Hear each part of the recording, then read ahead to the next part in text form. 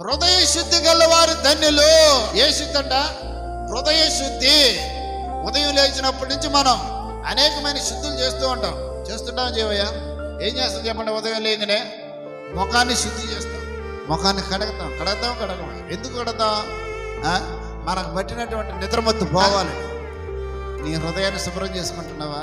నీ హృదయంలో ఎంత మలినం ఉంది, నీ హృదయంలో ఎంత చీకటి ఉన్నదే. ఇక్కడ ప్రభు అదే చెప్తున్నాడు. ఏమని? హృదయ శుద్ధి గలవారు ధన్యులు. వారు ఎవరు చూస్తారంట?